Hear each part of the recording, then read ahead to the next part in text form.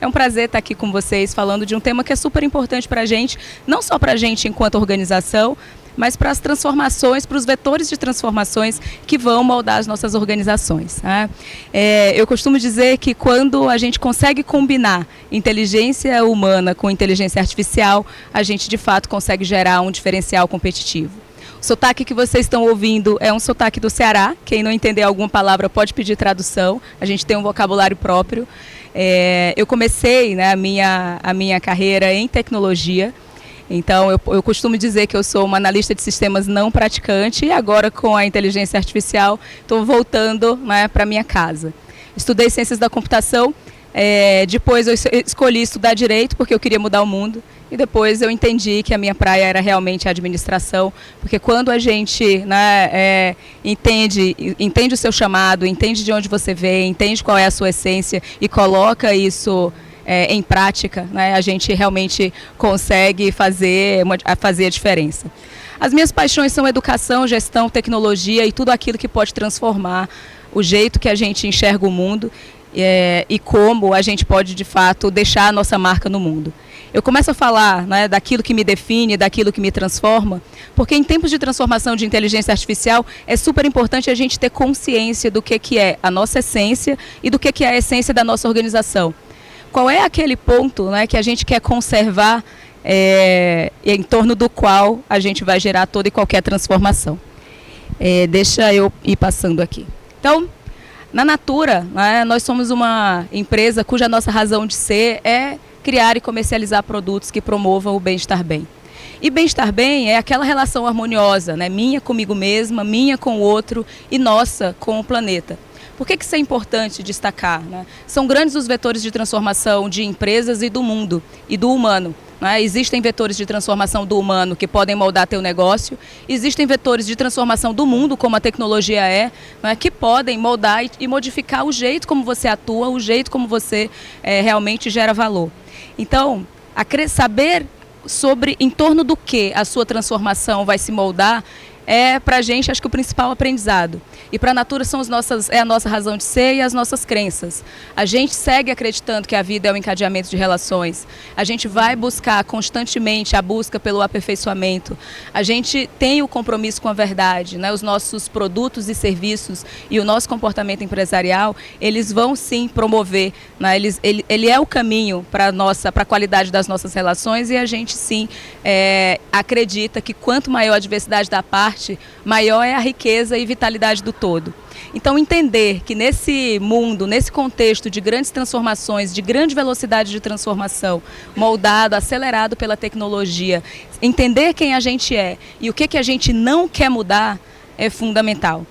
A busca pela beleza, né, que liberta de preconceitos e de manipulações, e a sexta crença que é aquela com a qual eu me identifiquei antes mesmo de chegar na Natura, que a empresa é um organismo vivo. Né? Ele é um conjunto dinâmico de relações, de valor. Essa longevidade está ligada diretamente à nossa capacidade de evoluir o nosso negócio e evoluir para a sociedade. A gente está em 8 países, né? Nós somos quase 3 milhões de consultoras, né, no nosso mercado de América Latina como um todo. Temos 4 fábricas. São mais de 1.100 lojas, né, em toda a nossa geografia, são 17 centros de distribuição e mais de 22 bilhões, né, de receita líquida gerada no ano passado. Esse negócio, né, é neste negócio com essa dimensão que a gente fala de transformação humana. De juntos transformamos pessoas para transformar o mundo. No meio da transformação das pessoas e da transformação do mundo está a transformação da nossa organização e dos nossos negócios. Nós somos um ecossistema de negócio, né? Nós somos mais de 12 mil pessoas colaboradoras, né? Mais da metade das nossas posições de alta liderança são ocupadas por mulheres. Então, o compromisso, né, de equidade de gênero e equidade em raça, né, são compromissos que a gente assumiu desde 2020. Nós pagamos salário digno, no mínimo, para todas as pessoas colaboradoras. E aqui a gente tem diferentes públicos. Públicos administrativos, operacionais e públicos de força de vendas.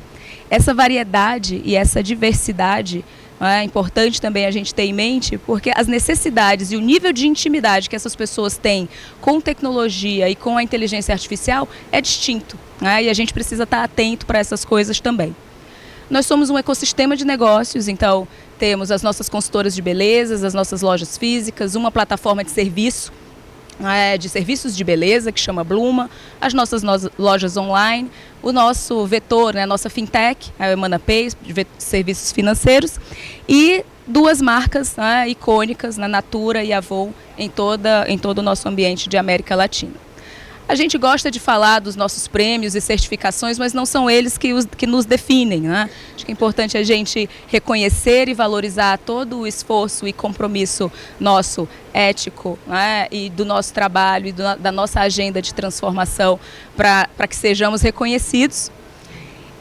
E é importante a gente ter espaço para falar daquelas coisas que nos orgulham. Então, a gente se orgulha de ter o principal centro de inovação do Hemisfério Sul, principal centro de inovação em cosmética, são mais de 350 patentes, mais de 400 colaboradores, pesquisadores, construindo ativos e produtos para os nossos consumidores. A Amazônia é o nosso Vale do Silício. A gente tem aí uma agenda importante, né, com as comunidades, com as famílias, com os bioingredientes. E o mais importante de tudo, né, a gente, para cada real de receita que a gente gera mais R$4 de impacto positivo, social e ambiental. E foi com essa visão que a gente entendeu que não dá mais para se falar de sustentabilidade, porque sustentar o que a gente tem hoje não é suficiente, não é necessário. E aí a gente lança o que a gente chama do nosso plano de regeneração, da nossa visão 2050, que é realmente a nossa proposta de gerar impacto positivo. E é nesse contexto como um todo que a gente fala de inteligência artificial, né? Falar, né, dos vetores de transformação, daquilo que transforma o humano e daquilo que transforma os negócios, respeitando este legado, respeitando estes compromissos que a gente assumiu. E para a gente é sobre transformar pessoas, processos e produtos. Vocês vão olhar para vários frameworks de empresas de tecnologia, grandes consultorias, grandes vetores de negócio, startups que saíram na frente. O frame ele vai variar, mas ele vai sempre tocar em pessoas, processos e produtos. Para a gente escolheu essa jornada em 2 flows.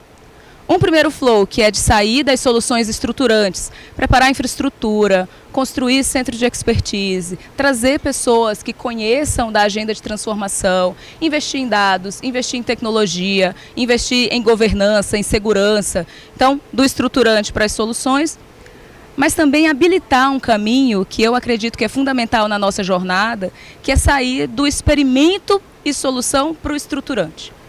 Se a gente não experimentar, se a gente não ganha intimidade, se a gente não amplia repertório, se a gente não democratiza conhecimento, se a gente realmente não abre espaço a que as pessoas e as organizações se mobilizem e experimentem com a IA, elas vão brigar contra ela.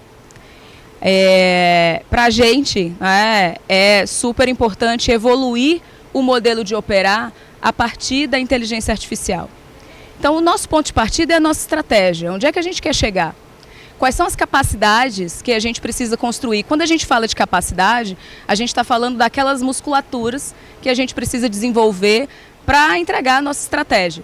Então, quais são aquelas musculaturas que eu tenho de ter bem desenvolvidas, sejam elas dentro de casa, sejam elas a partir dos nossos parceiros.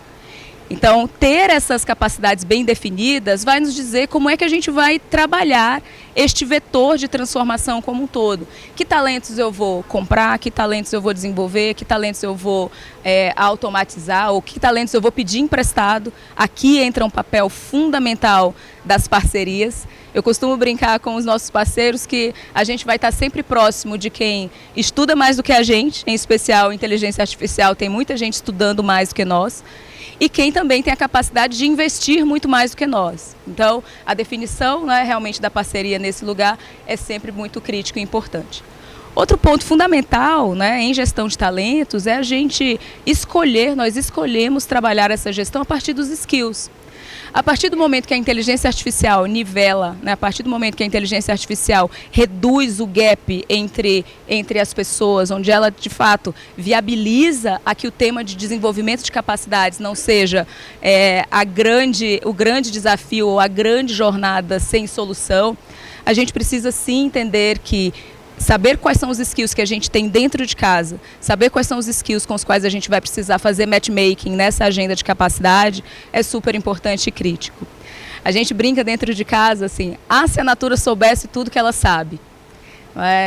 Cada um de nós tem um background, tem um conhecimento, tem uma experiência que não está definida nesse modelo tradicional de gestão de talentos.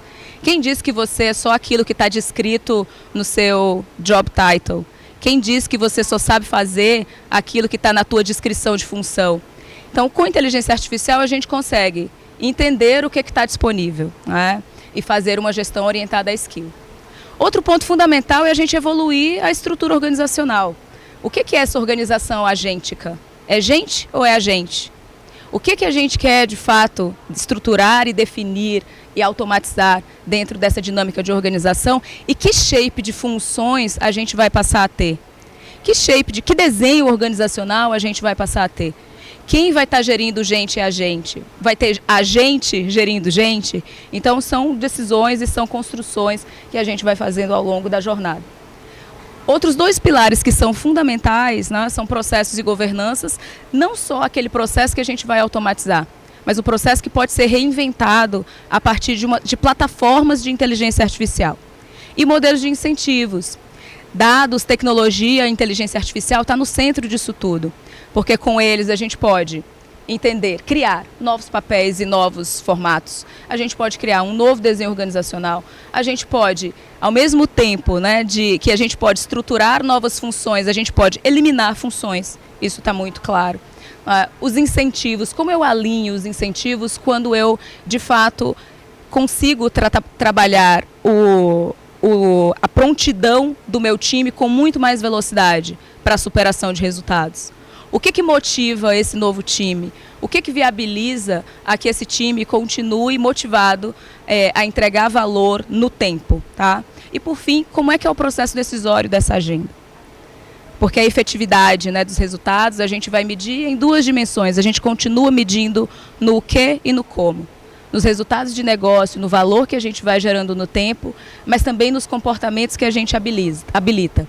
Uma das nossas grandes preocupações, né, é assegurar que a nossa diferenciação é mantida num ambiente onde todos, sim, vão acessar a tecnologia em escala, disponível, abundante. Como a gente constrói, de fato, aquilo que é único dentro da nossa organização. Tá? E os desafios, né, não são distintos. Né? Os desafios que a gente tem, acho que todos vocês devem estar imersos neles. Né? Primeiro, qualidade dos dados.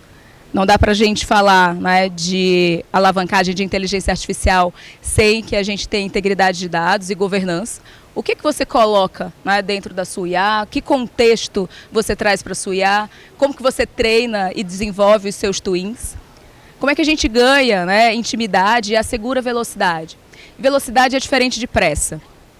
A gente costuma viver uma euforia, né, de adoção e de novidades com relação à inteligência artificial.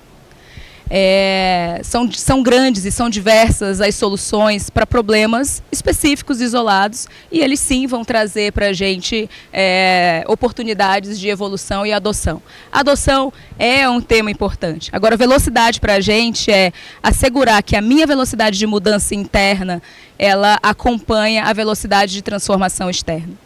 E intimidade no sentido de que não é o meu time que tem de ter acesso ou que tem de usar a inteligência artificial. São todas as pessoas que fazem parte, né, da organização. Para a gente, inteligência artificial não é sobre eficiência, não é sobre eliminar posto de trabalho necessariamente, não é sobre fazer a mesma coisa em menos tempo. Para a gente é sobre ampliar a ambição.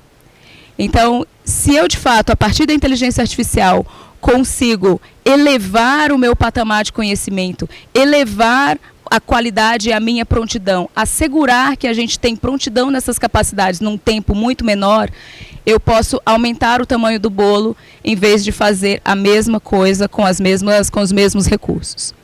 Também não é sobre eliminar o humano. Para a gente é sobre destravar o potencial humano. Então, quando a gente está falando de destravar potencial humano, não significa dizer que a gente não vai ter um reshape desses papéis. Todos vocês devem estar observando e acompanhando o quanto não é, que mudam os papéis organizacionais, o quanto que mudam, o quanto que a gente vai automatizar determinadas funções ou camadas de entrada. Mas aqui o mais importante é o que essas pessoas, com este tempo que a gente devolve, poderiam fazer com uma ambição que está elevada.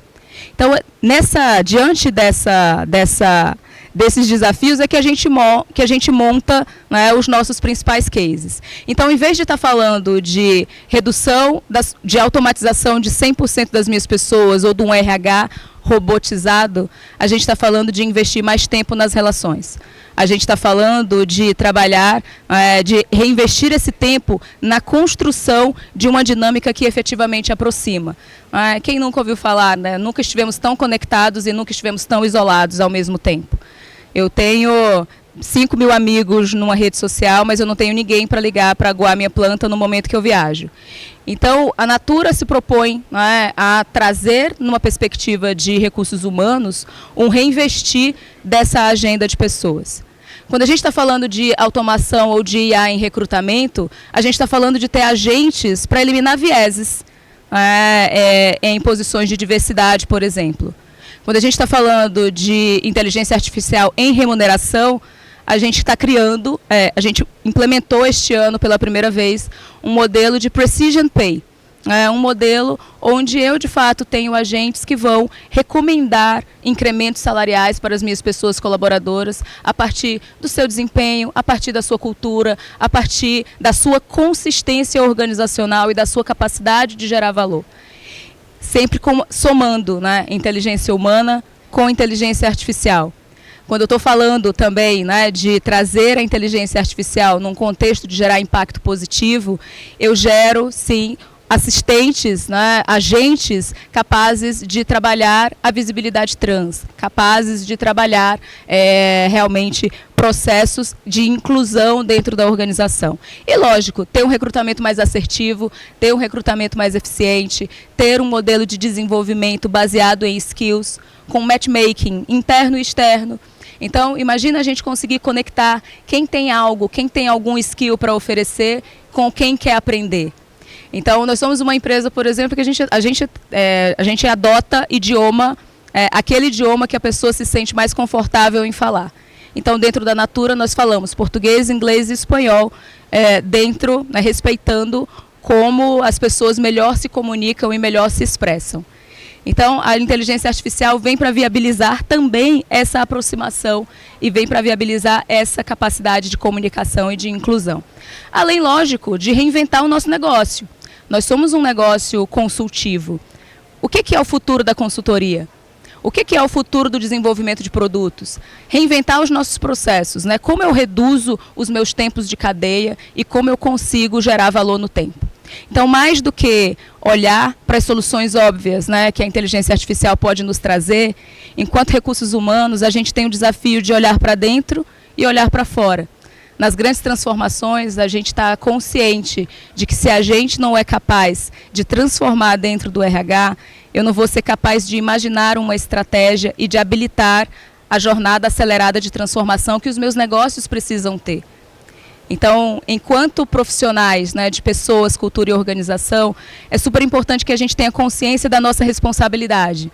Não é só sobre preparar uma jornada para o outro, é sobre viver uma transformação, é sobre viver com intimidade, né, a mudança e ser capaz de traçar estratégias para que o nosso próprio time avance na velocidade adequada, mas para que ele seja capaz de preparar a organização como um todo para uma transformação que é inequívoca, né? Que a gente não vai brigar contra ela. A gente vai, de fato, associá-la a uma estratégia maior do negócio de cada um de nós, do negócio de cada um de vocês. Faz sentido? Chega aí, vamos conversar um pouco mais.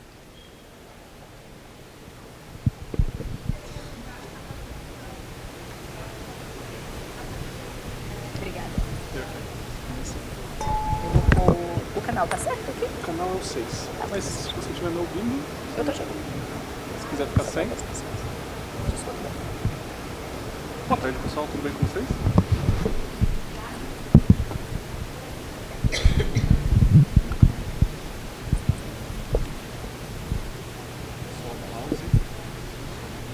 Você quer?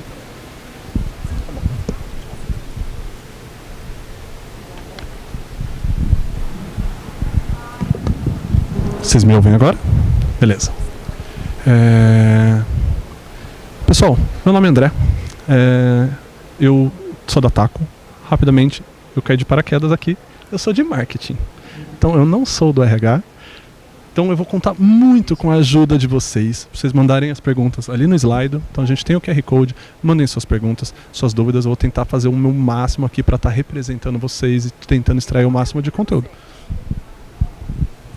Ele é de marketing, gente. Então, como que você vive dentro da tua jornada a transformação de inteligência artificial? Quando tem um universo falando que os conteúdos podem ser produzidos automaticamente, que as ideias podem ser geradas de uma forma one-click idea, quando você pode contar com a criatividade de todo aquele conhecimento que está disponível. De que forma isso mexe contigo como um profissional, cujos diferenciais costumavam ser criatividade, ideação e a capacidade de produzir uma estratégia? Eu sou um profissional de... Vocês me ouvem agora nesse microfone? Tá. Eu sou um profissional de marketing, mas eu vim da computação. Que então, delícia. O meu forte sempre foi o lado de growth, de geração de demanda, matemático do marketing. Ele nunca foi o de criação. Beleza, isso eu desenvolvi com repertório ao longo do tempo, mas a minha zona de conforto, onde eu me sobressaio, é nesse lado. E a IA, ela me ajuda muito nisso. Da mesma maneira que você falou que agora, com IA, a gente volta a poder codar, sabe? Fala, putz, eu sempre, mesmo quando eu era da computação, me considerava um programador medíocre. Agora eu falo, talvez eu consiga fazer alguma coisinha. Então ela me ajuda a potencializar. Então eu vi uma vez num podcast que a IA ela consegue nos ajudar a trazer um nível de skill não existente para uma mediana aceitável. E isso me ajuda muito a conseguir tirar algumas coisas, a dar esse start. Obviamente, para a gente produzir um conteúdo de qualidade, fazer uma curadoria de um evento como esse, trazer pautas relevantes para todos vocês, a gente vai precisar sentar, esmiuçar cada uma das linhas, cada um dos detalhes para agregar nisso. Mas ela nos ajuda muito a trazer esse conhecimento básico, a tirar do chão, a trazer o esqueleto, mas essa musculatura a gente acaba tendo que trazer Esse depois. é um vetor importante, da gente trabalhar a IA como um acelerador. Nesse ano, comecinho do ano, o Gartner colocou como os grandes riscos de IA para recursos humanos algo que eles batizaram de work slop, que é todo mundo fazendo a mesma coisa com baixa qualidade, e acreditando que o fato do conhecimento estar disponível e rápido é suficiente para gerar uma entrega de qualidade. E todos os riscos que estão associados à perda de diferenciação, e todo mundo está mais ou menos falando a mesma coisa. Aquele meme do recruiting, a IA escreveu o teu currículo e disse como era o teu perfil do LinkedIn, ela identifica que foi ela que fez e ela te tira da vaga. Então você nunca cai num filtro de posicionamento. Então, acho que o grande desafio para a gente, enquanto profissionais de desenvolvimento humano, enquanto profissionais de tecnologia e de soluções de tecnologia, ao mesmo tempo, gerar esse ponto de alavancagem para reinventar o trabalho, fazer mais rápido, fazer melhor, você contar com uma base de conhecimento que você não contaria se estivesse ali trabalhando do mesmo formato, mas preservar características de diferenciação, de inovação dentro dessa jornada. Então, lidar no meio disso tudo é um desafio para os profissionais e, ao mesmo tempo, para os profissionais de RH que precisam estruturar suas estratégias. Gleicia, eu concordo 100% com seus pontos. E uma coisa que eu queria tentar trazer aqui para o público é tentar tangibilizar um pouco mais disso que você trouxe, com alguns, talvez, exemplos, histórias. Como profissional de marketing, eu adoro uma história. Me conta como que começou o processo de adoção de Anatura? Em que momento? Foi um estalo? Foi um posicionamento? E como que isso se traduziu do RH? Você é responsável por toda a parte de digitalização da Natura, eu imagino que a adoção de IA também entra dentro das suas pautas. Como que essa história começou e quais foram esses primeiros passos? Que eu imagino que tem muita gente na plateia aqui exatamente nesse momento, então eu queria que você trouxesse um pouquinho desse teu repertório, dessa tua história para servir de repertório para o público. Excelente. A gente começa com repertório. Então nós adotamos algumas soluções estruturantes, né? Lembra, a gente saiu do estruturante para uso e a gente estimula o uso para poder mover o estruturante. As escolhas estruturantes que a gente fez nós adotamos uma plataforma de tecnologia, né, de uma forma geral. Na Natura a gente adotou o Google Workplace. Nós treinamos 100% das pessoas, então num programa que a gente chama de Data and AI for All. Então, todas as pessoas estimuladas a ter um primeiro contato. Enquanto recursos humanos, a gente estimula, né, um flowzinho. IA para mim, IA para o meu trabalho, IA para gerar valor dentro do meu negócio, na minha organização. Então, esse ponto do IA para mim é quebrar o mito. Começar a experimentar, entender conceitos, gerar uma aproximação inicial. Né? O IA para o meu trabalho é realmente demonstrar para as pessoas que elas podem, de fato, adotar, experimentar e gerar valor, criar seus próprios agentes. E o IA para o negócio, acho que a partir do momento que a inteligência artificial se transforma numa estratégia. Então, nós vivemos uma jornada de pequenos pilotos, experimentos, para colecionar entregas de valor, e demonstrar para as pessoas que isso é para todo mundo, não é para um grupo isolado, não é só para a área de tecnologia e não é um problema de RH, mas ao mesmo tempo com escolhas estratégicas do todo para a parte. A adoção de uma infraestrutura, investimento em governança, investimento em dados, investimentos em licenças e segurança, escolher uma IA para a gente produzir contexto. Então, definir qual é a nossa solução oficial para poder dar liberdade para as pessoas de uso e ao mesmo tempo nos resguardarmos, nos assegurarmos do ponto de vista de segurança da informação.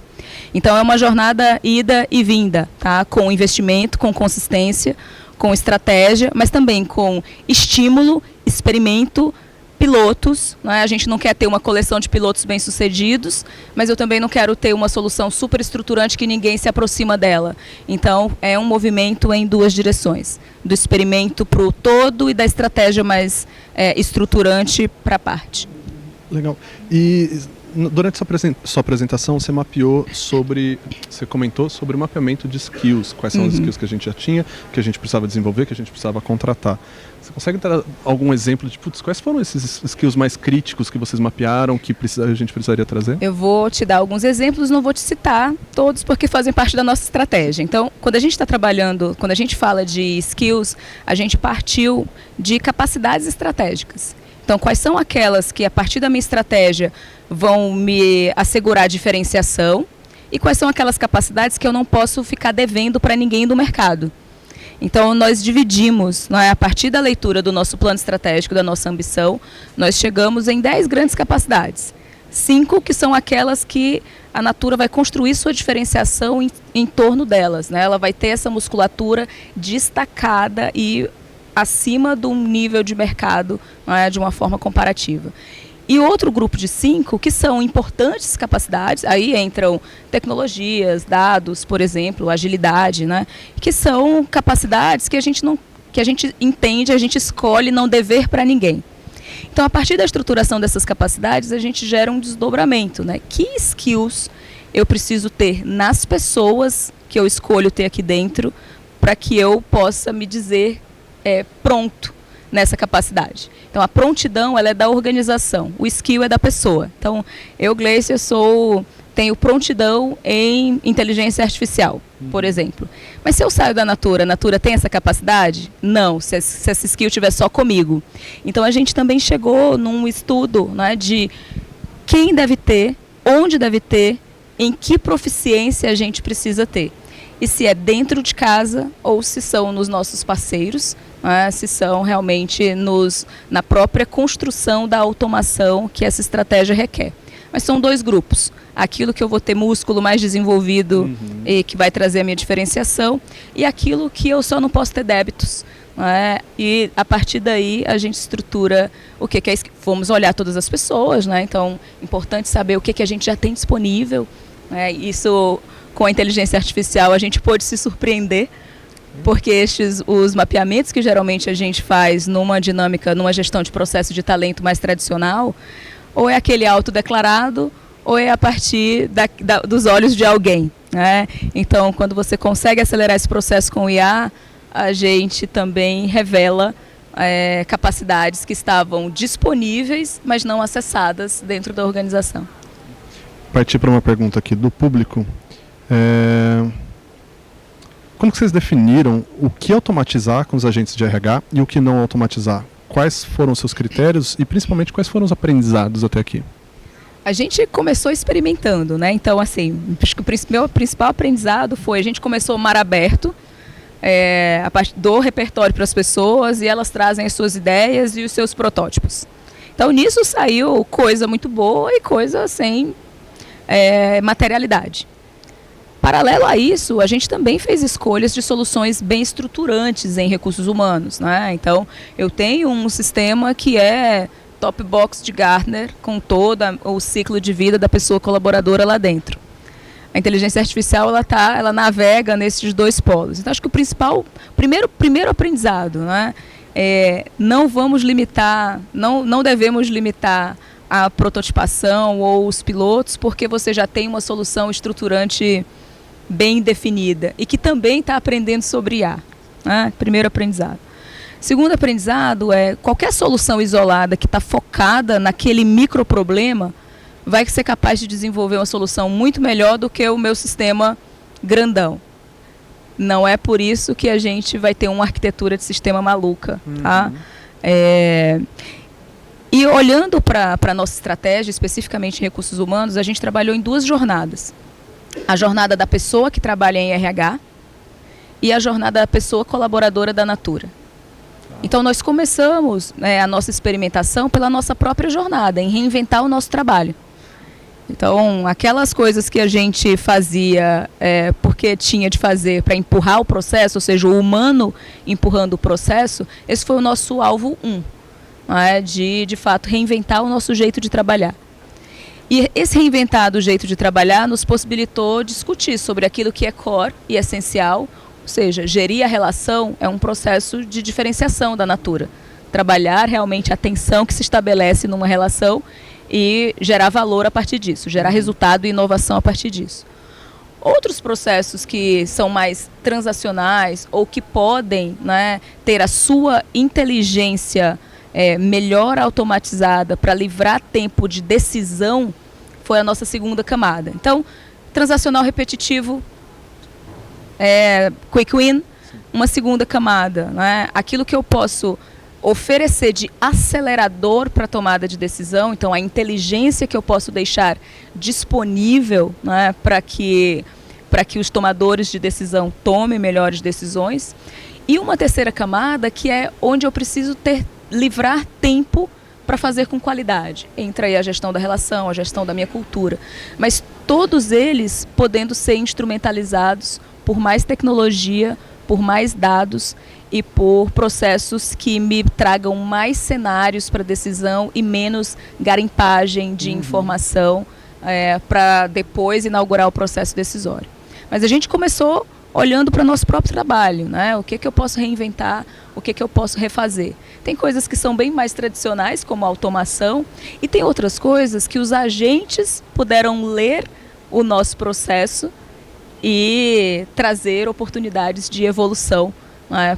Para que eu não reinvente o processo a partir de um modelo mental linear. Reinventar o processo a partir daquilo que eu já conheço vai ser só uma melhoria contínua e não uma transformação, uma reinvenção propriamente dita. Parceiros nos ajudam muito nisso. Legal. E você fala bastante de parceiros, eu tenho uma pergunta pessoal. Qual que é o ponto de equilíbrio teu na hora de decidir o buy versus build? A IA ela te dá uma liberdade muito grande, até para nós, que voltarmos a desenvolver soluções próprias e tudo mais. Mas qual que é essa sua definição? Onde é o critério? Onde eu vou atrás do mercado desses parceiros e onde eu vou construir in-house? Depende do processo da estratégia, então, e do timing, né? Então é uma equação bem importante. Se a minha estratégia requer uma prontidão num determinado momento do tempo, e a partir daquele tempo, quanto mais tempo eu perder, menos valor eu gero, eu tenho ali uma grande oportunidade de aceleração através de parceria. Seja o parceiro acelerando a capability interna na Natura, seja ele fazendo por mim, se não for uma core capability. Então tem uma equação entre a prontidão que a minha estratégia requer, em que tempo eu estou requerendo e se é algo core ou não para a Natura. Se for core, eu sempre vou ter ele dentro de casa, acelerado ou não por parceiro. Então eu sempre vou construir, e eu posso construir por mim mesma ou posso construir com parceria. Mas o mais importante da parceria para a gente é assegurar que a gente tem um modelo onde o parceiro cresce junto conosco. Porque nem sempre as soluções, né, que se apresentam para a gente são soluções já prontas. Então, a partir, por exemplo, de uma solução de recrutamento ou de uma solução de entrevista, por exemplo, a gente percebe, isso é fato, tá, uma inteligência para mapeamento de skill. E por mais que aquele parceiro, a solução dele seja uma solução de recruiting, aquele motor, aquela engine, pode me oferecer um mapeamento de skills de uma forma muito mais ágil e inteligente. Então imagina se todas as pessoas respondessem a uma entrevista de 1 hora com uma solução da Taco, por exemplo, né? Que tem uma plataforma conversacional super robusta. Eu vou ter aqui uma autodeclaração para 12 mil pessoas, just in time. Ah, poxa, nasceu para isso? Não. Mas existe uma inteligência nessa parceria que pode ser escalada para outras soluções. Então, a parceria para a gente é aproximar problema-solução no tempo que a minha estratégia requer. E sempre nos aproximarmos de pessoas que têm ali, que estão estudando muito mais do que a gente, porque elas estão focadas em problemas de negócio e soluções. E num modelo realmente, né, de risco-retorno, num modelo onde a gente se estimule a continuar investindo e continuar crescendo mutuamente. E o que foi, acho que vai ser uma das, na realidade acho que vai ser minha última pergunta, por conta do tempo. Se vocês começaram quando, mais ou menos, essa jornada de adoção de IA? Só tem uns 2 anos, 3 anos? Tem 3 anos e algo por aí. A gente começou investindo em dados, acho que isso é um ponto bem importante. Para que a partir desses dados a gente consiga criar contexto para a inteligência artificial. Então tem uns 2 anos e meio, tá, mais ou menos, acelerado nesse último ano. E aí nessa jornada, se fosse voltar no tempo, né? Pergunta, normalmente os congressos eles falam da pergunta da bola de cristal, né? No futuro, como você vê, eu quero fazer o contrário. Voltamos no tempo, voltamos 2 anos e meio, 3 anos no tempo. Com o conhecimento que você tem hoje, o que você teria mudado de rota? O que você viu que, putz, não deu certo, isso aqui teria dado muito menos dor de cabeça se eu começasse por essa outra ponta? Alguns aprendizados de trincheira mesmo que você pode compartilhar para quem está nesse momento fazendo isso. Olha, você sabe que do ponto de vista de abordagem estratégica, a gente não teria mudado, né? Investir em letramento, investir em infraestrutura, investir em dados, ao mesmo tempo, né, de democratizar conhecimento e assegurar, né, estimular a que as pessoas reinventem seu próprio trabalho, acho que a gente não mudaria nada disso. Mas acho que um grande aprendizado é a coordenação dessas coisas, né? Então, trabalhar mais em modelo mental, né? Então, pega um exemplo. Quando a gente virou para a plataforma Google, a gente trabalhou uma resistência bem importante das pessoas que estavam, né, acostumadas a uma solução anterior. Então é tipo, você trabalhou sua vida inteira escrevendo com a mão esquerda e de repente eu te peço para escrever com a mão direita. Então esse custo de transição ele sempre é muito dolorido. Então a gente trabalhou muito tempo essa dor de transição em vez de trabalhar as vantagens de uma rápida adoção. Então talvez esse seja um aprendizado. Outro aprendizado fundamental, liderança. Liderança move a agenda numa velocidade que o letramento não é capaz de mover. Então, trabalhar a liderança real, a liderança que põe a mão, a liderança que toma a decisão num novo formato, é também um acelerador. Então, assim, não é a liderança que diz o meu time já está trabalhando, ou eu já tenho IA no meu processo. É a liderança que de fato vive. porque o modelo mental, o modelo de decidir, o modelo de escala, ele é distinto quando você está imerso numa agenda transformada. Então, o trabalhar a liderança é fundamental. E o terceiro, o próprio RH. O RH não pode ser o último a entrar na jornada de transformação. Ele não entra para treinar pessoas. Ele também ele precisa se transformar para ser capaz de se conectar com o que é necessário para a organização se transformar. Então é sobre a minha jornada interna, mas principalmente sobre como eu habilito um negócio que se transforma inteiro com inteligência artificial. E essa amplitude de estratégia de RH é algo que pouco a gente discute, não é? Pelo menos do que eu tenho conversado com os meus pares, com os meus colegas de empresas diversas. A gente tem um papel muito mais importante, muito mais críticos nessa jornada de transformação. E as nossas estratégias ainda estão muito tímidas nessa direção. Então, um aprendizado importante é não largue depois, você vai virar blocker. Completamente de acordo. Acho que um dos nossos propósitos aqui do Taco Summit é exatamente isso, é promover essas conversas, esses debates, trazer a galera que já está fazendo. Agradeço muito o seu tempo, Gleice, agradeço a sua participação, agradeço vocês, pessoal. Ótima tarde para todo mundo. Obrigada.